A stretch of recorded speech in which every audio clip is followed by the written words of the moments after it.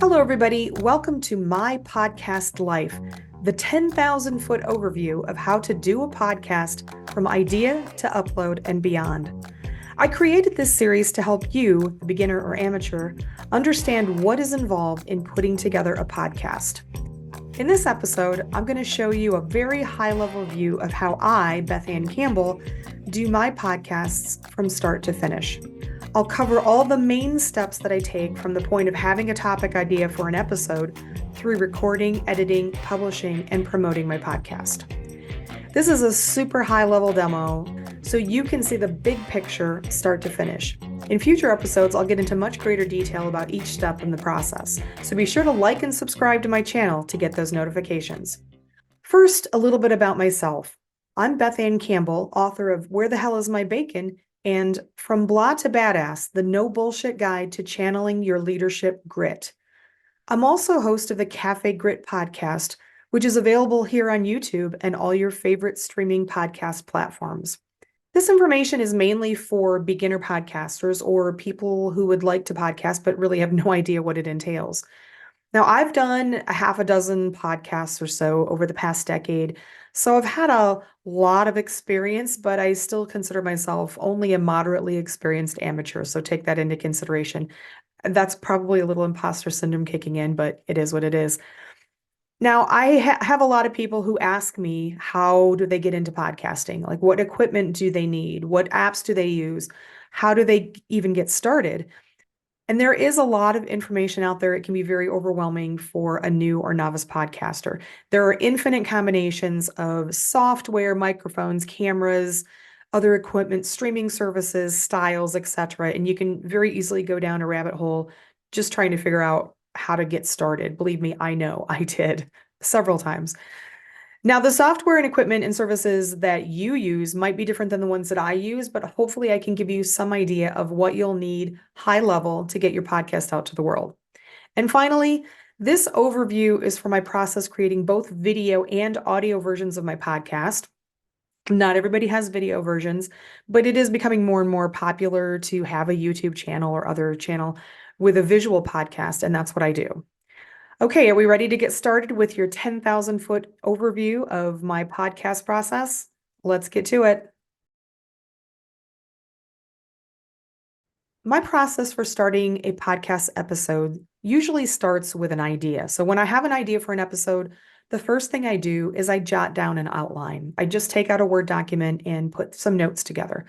Some people script their podcasts in great detail, and some wing it, and some, like me, are somewhere in between. As you get started, you'll better understand what works for you, and there's really no right or wrong answer as to how you help yourself through the content. The next step in my process is to create a place to store my media. Now, I just use a standard folder structure on my MacBook Pro in Finder where I store all of my media files. All my files are synced to Dropbox, so I always have a backup and I can access from any device with web access. And I create a folder for each podcast episode. The next step, now that I'm all prepared and I have my place to store my media, is to record my podcast. Now, I use Zoom, the conference call service. So why Zoom? Well, it's very easy to use. It's got a good recording feature, and it's very easy to add remote guests, which I do on occasion. And if you do have guests, it records each person's audio to a separate file, which can come in handy. But you can use any video app to record your podcast, even your native phone video app. If you're doing audio only, you can use any recording app, such as the Voice Memos app on an iPhone. There are tons and tons of options. I use Zoom to record, and it gives me everything I need for both audio and video. And again, it's just super easy. The next step, once I'm done recording my video, is to export the recording. So I export the recording right from Zoom. As soon as I close it down, it starts to do the export. And I store the file in the episode folder that I created previously. Zoom will create one video MP4 file for everybody if you have multiple people. But it also creates an individual MP3 audio file for each person on the call. And that comes in really handy if you need to edit out things that are going on while someone is talking or if people are talking over each other. Now that I have my podcast recorded and exported, I'm going to go ahead and create an episode graphic in Canva. Now, you don't necessarily need an episode graphic, but I like to have one. I think it makes your podcast look a little bit more professional, and it's pretty easy to do. So I do create a specific graphic for each episode in Canva. And there are many, many, many other applications that you could use to create your graphics. Later, I'll use that graphic in the actual video of the podcast at the front of the podcast to introduce it and for some of my social media posts. Once I've created the episode graphic, I download and store it in the episode folder that I created earlier. So now it's time to edit my podcast video, which will eventually, the file that comes out of this will turn into my audio. Now, if you're not doing video for your podcast, then this step might be not applicable for you. Although, as I said, I will use the video file that comes out of this to turn into my audio file. So it might work for you as well. Now, I use Camtasia, the application Camtasia, and I have a paid version, but you can use any video editing software. And again, there are tons out there. So for each of my podcast episodes, I add a pre-recorded introduction with my theme song in the background at the beginning of the video. Then I overlay the theme music and intro with the episode graphic that I created earlier. And then I add the full MP4 video file that I exported from Zoom to the end of the intro portion. And finally, I add my pre-recorded exit verbiage with the theme song in the background and a generic promo graphic to wrap up the video. Once I've cleaned up and edited and added my intro and my exit, it's now time to export the edited video. And for this step, I simply export the Camtasia video to file and save in my episode folder. So at this point, I like to create my podcast description. So this is episode-specific verbiage that I'll pull from and tweak a little bit depending on the venue, but I'll pull from this main verbiage and I'll use it in my upload description when I put this video to YouTube or when I put the audio to my RSS feed or even for social media. We'll use this same main verbiage and just tweak it and change it up a little bit.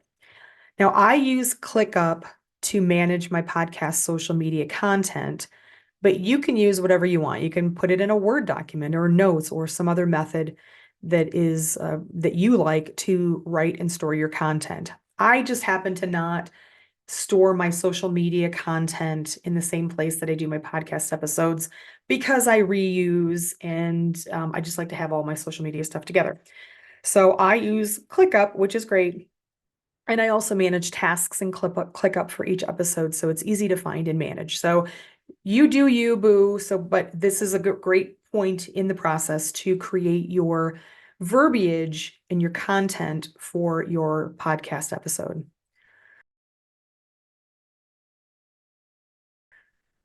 The next step is to upload my video to YouTube. So once I have my write-up, I can use that when I upload my video and audio podcast.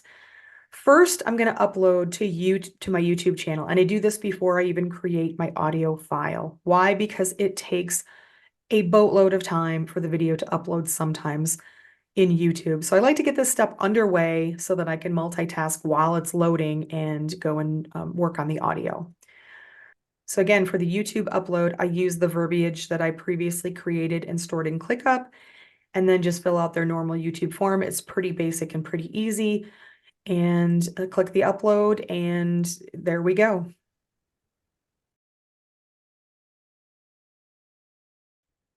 The next step is to create myself an audio file or an MP3 file for my podcast streaming service.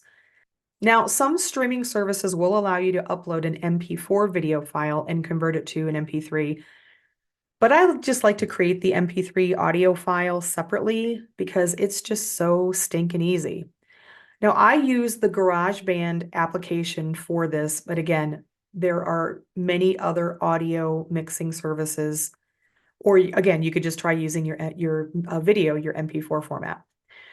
With GarageBand, I can open my edited video file, which is the MP4, the movie file, and then I can export it as an MP3 audio file for a separate audio file, and it literally takes about a minute. If you're doing only audio, not doing the video, you may need to edit your audio file in an application such as GarageBand. As with all my files except for the verbiage, I save the audio file in the episode folder.